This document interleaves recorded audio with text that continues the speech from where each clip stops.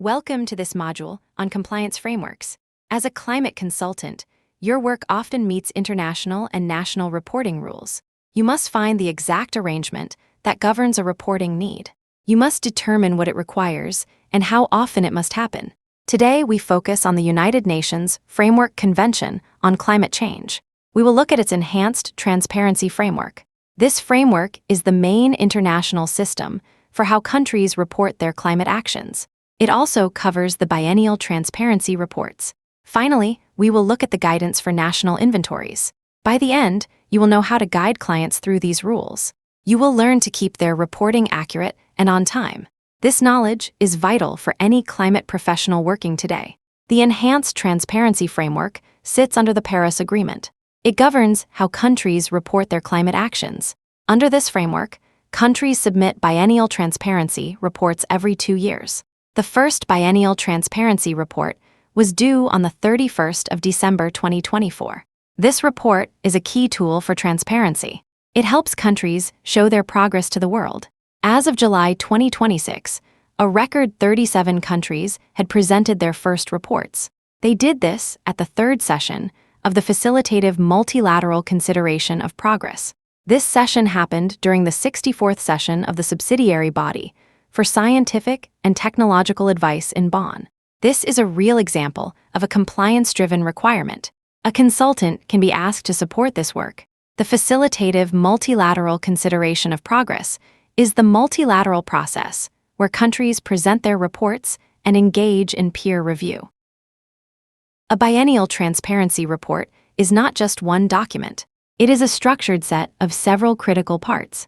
First, it covers the National Inventory Report. This accounts for greenhouse gas emissions and removals. Second, it includes information on progress towards the nationally determined contribution. This shows how the country tracks against its climate targets. Third, the report details policies and measures. It explains the domestic actions taken to meet those targets. Fourth, it covers climate change impacts and adaptation. It details the country's vulnerability and resilience plans. Fifth, it includes information on financial support, technology transfer, and capacity building. It shows support provided or received. Finally, it outlines capacity building needs and areas for improvement. Each part plays a vital role in the global climate picture. Each part of the biennial transparency report needs distinct data streams. Your role is to ensure your client understands what data feeds into each section. When a client asks what the report produces, you can answer clearly. It produces a standardized, internationally comparable record of national climate action and support. The report brings all these parts together into one clear picture. This helps other countries see the progress being made. It also helps build trust in the Paris Agreement. As a consultant, you must map these needs to your client's data. You must make sure they collect the right data at the right time. This makes the final reporting process much smoother. It also reduces the risk of errors during the submission phase. The cycle for these reports is strictly every 2 years. Once a country submits its first report, it must keep a continuous 2-year rhythm. Your task as a consultant is to map your client's internal data to this external cycle. A client's national reporting system might work on an annual basis, or it might work on an ad hoc basis. If so, you must design a bridging process. This process will consolidate that data into the required submission.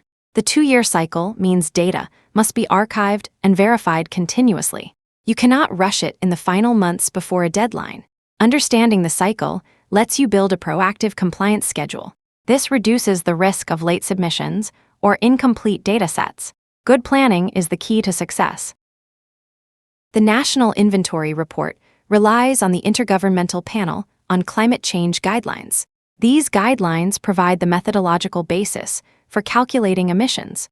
They include the 2019 Refinement. This guidance produces a standardized way to estimate national emissions. It ensures different countries use comparable calculation approaches. However, you must be very careful here. As a consultant, you must locate the specific tier structures and version numbers. You must find the exact numeric requirements directly from the primary source documents. You cannot rely on your memory for these thresholds.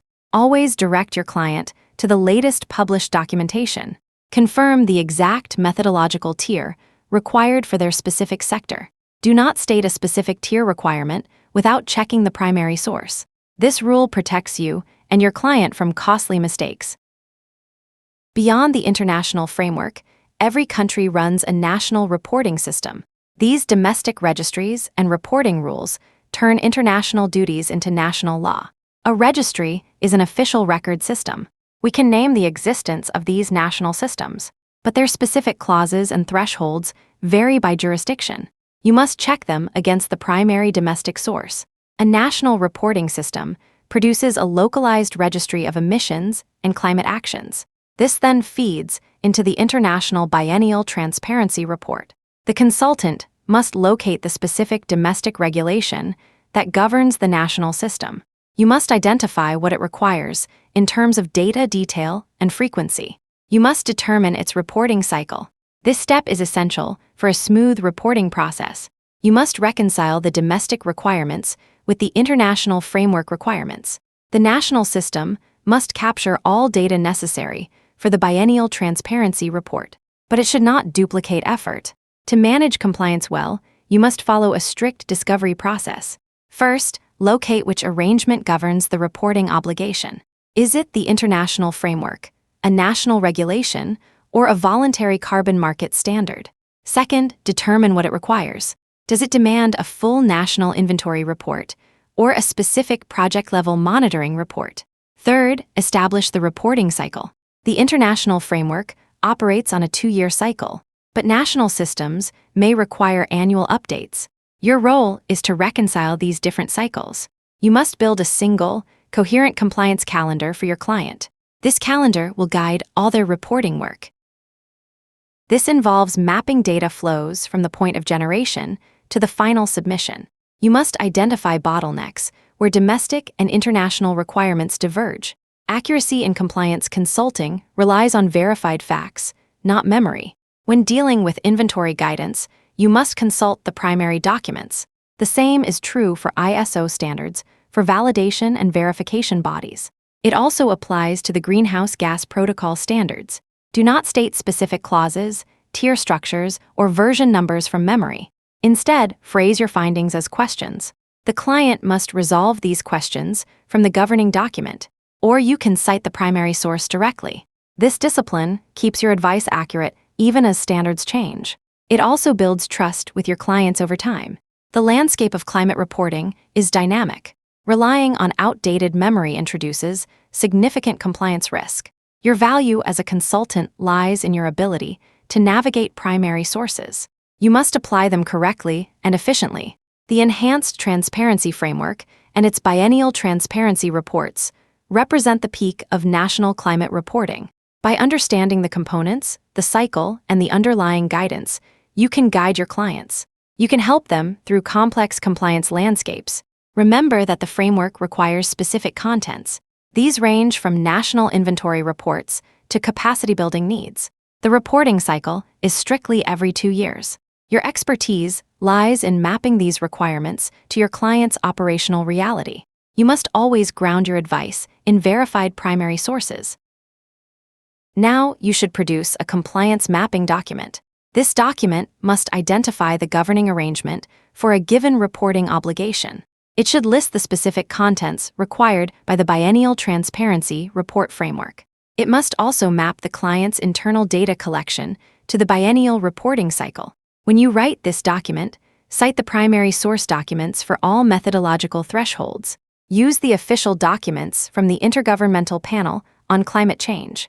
Also use the documents from the United Nations Framework Convention on Climate Change. This ensures your work is grounded in verified facts.